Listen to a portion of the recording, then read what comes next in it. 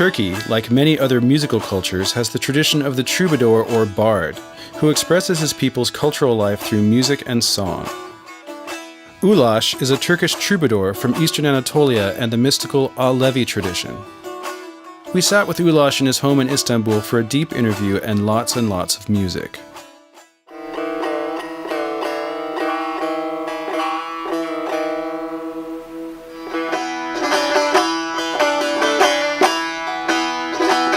Muhabbet eyledi sadık yar ile, ne hoş yerden rast geldik yar yar.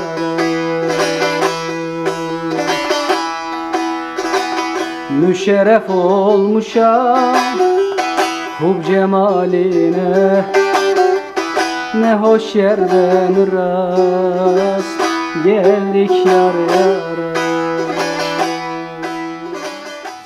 Well, hi Ulaş. Thank you so much for inviting us into your home. Welcome. And I'm really excited to see and hear all of your beautiful instruments.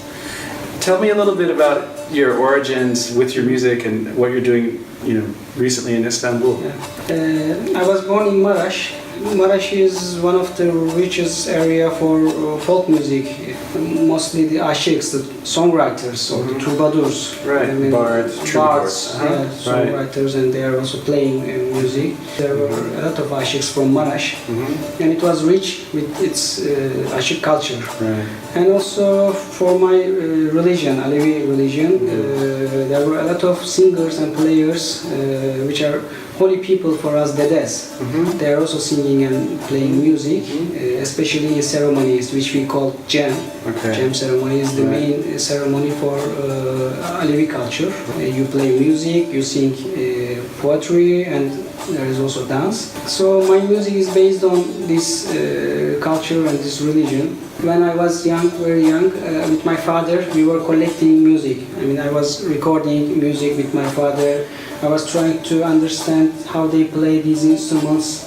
I was really interested in that old style in that period. So I was listening every day that recordings. I was trying to find new masters to understand this music, how they write poetry, how they play music.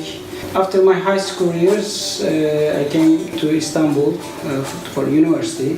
I studied ethnomusicology, and I wrote my PhD on the music performers in the jam ceremonies, which we call zakir.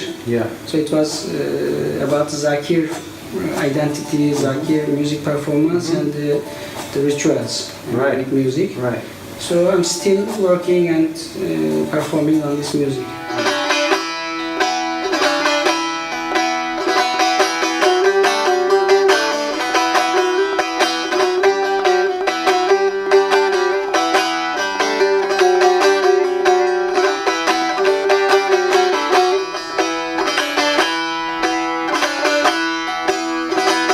Jam is a ceremony, it's a gathering with women and men together, sitting together. Right, which is nice. Yeah, face to face.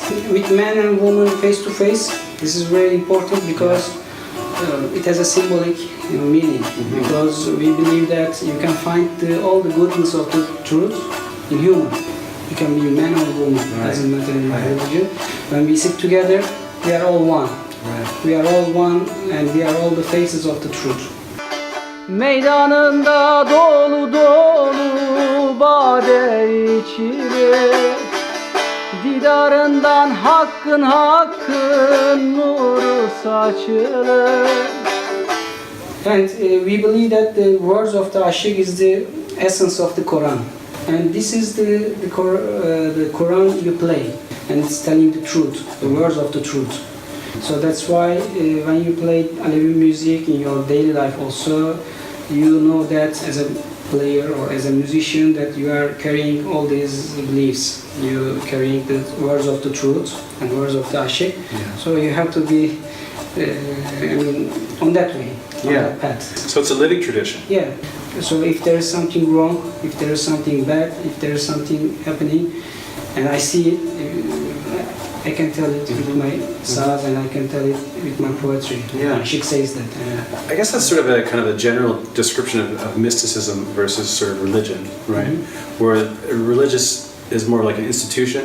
It's like a building, you know, like a large church or a mosque, you know, kind of a hierarchy of communication to the God, right? You have to go through the imam, through the minister, whoever, and then the mystic is able to communicate directly. Yeah.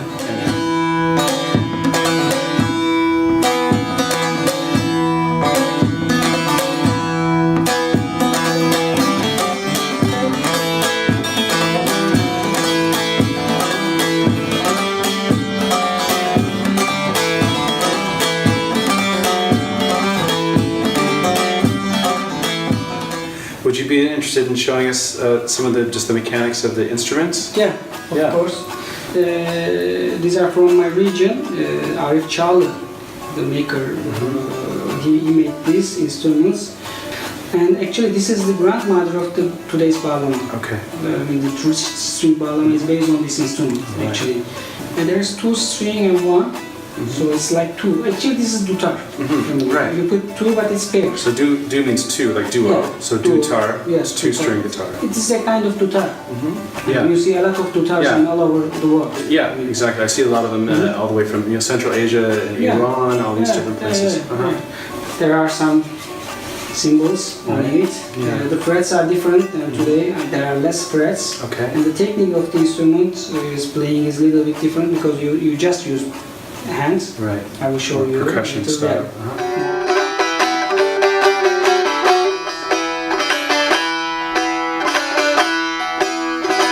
This is the longer neck bağlama with bigger body.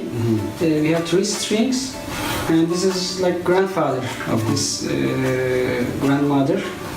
It's around 100-year-old, and you see the really incredible shapes, and the body is more curved. We use bağlama tuning and bağlama tuning position. We play it from here, and we use all pençe or shelter technique with hands, with the right hand. So these are older generation instruments.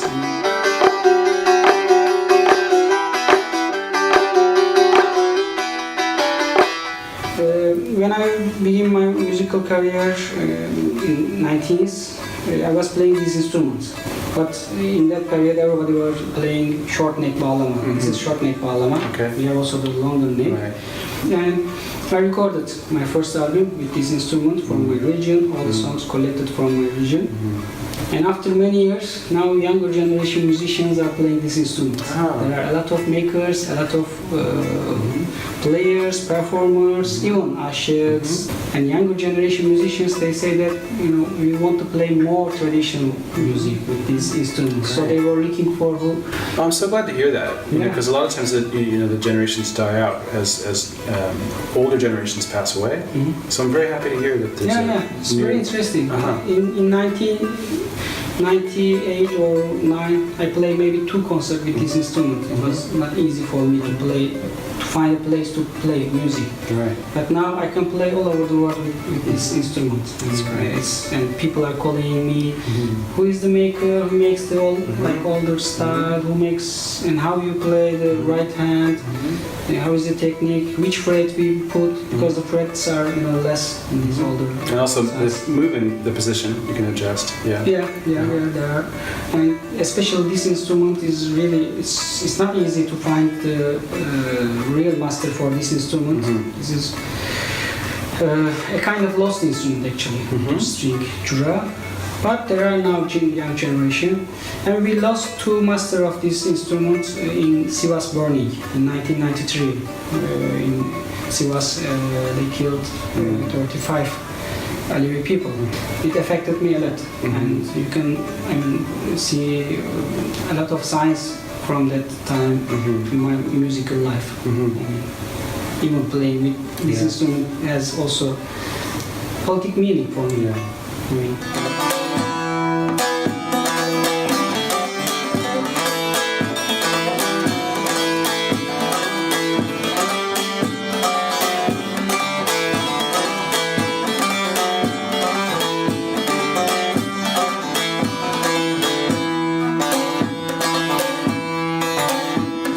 So could you describe in a little more detail the frets and how they're tying and the way the strings are sort of arranged? Because maybe some people have never seen an instrument like this before. We call this short neck bağlama. But this is new generation. Of course, the bagget is bigger. There are also bigger than this. Right. So it's a group of three. The first batch on the bottom is three. And then we have two. Okay. Second.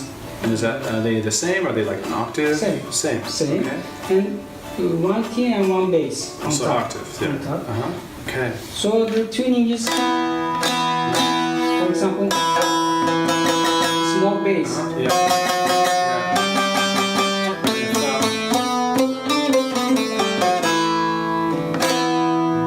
There are some, for example, new techniques like mute. And also the hammering that you occasionally or tapping. Tapping, yeah. Yeah. There are a lot of techniques. And for recording, for example, if you need bass sound.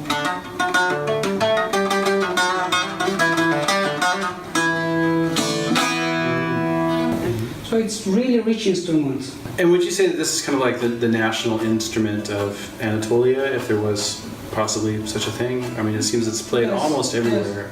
Yeah, but we don't have one style bağlama. Of course, yeah, it's versatile for each different region. Yeah. Do you want to maybe open up a tune, you know? Yeah.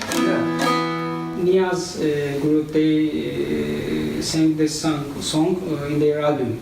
Actually, I wrote it for them. Okay, great. It was song.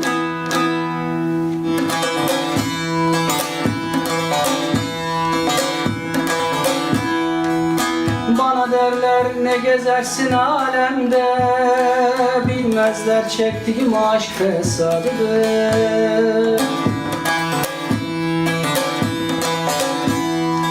Böyle çalınmıştır levh-i kalemde, nice şad olayım dil naşadır.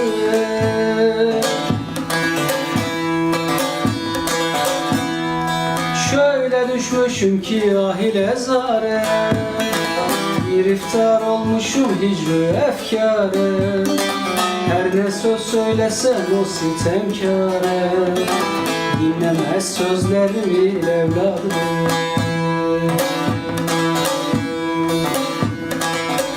So hey, can you tell us what you're up to these days with your projects, what you're working on these days? Yeah. For now, I'm recording my solo album. This will be my third solo album. It will be released in France first, and then all over the world, and then Turkey. Yeah. I also had some project with Alekber Muradi, Kayhan Kalhor, Niyaz. So I had some project before with Iranian musicians especially, and some musicians in Turkey. I have also a project with two French musicians, for Abanit. We founded it in 2009. And we recorded two albums. It was a very interesting experience for me actually, because it's a project based on Âşık and Troubadour traditions. Right, two different traditions coming together. Because in history we see that Âşık and Troubadour traditions, they grow in the same, near the same period.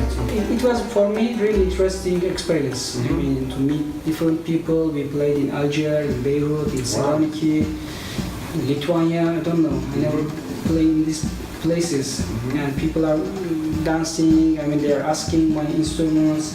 Or we played in a prison in Nantes. Wow.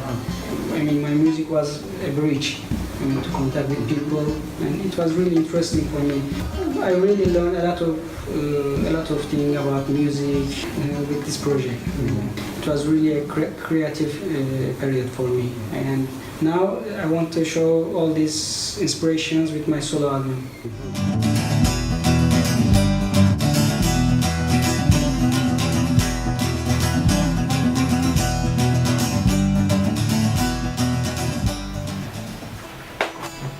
Wow, so this is kind of a combination of music instrument museum and your academic library.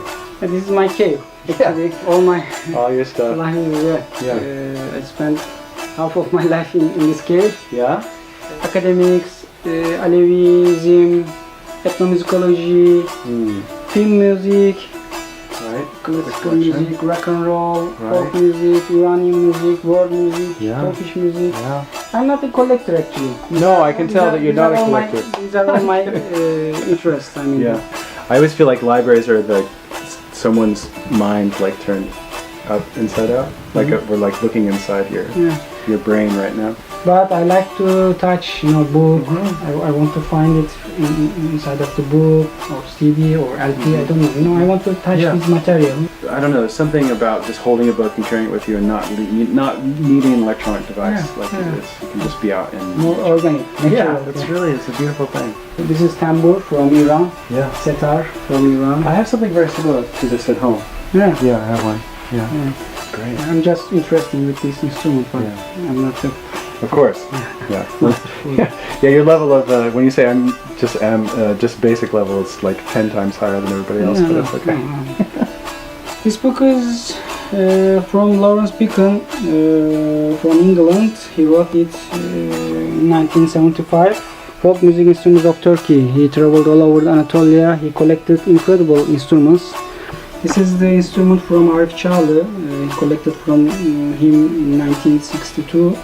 It is the same shape, like my instruments.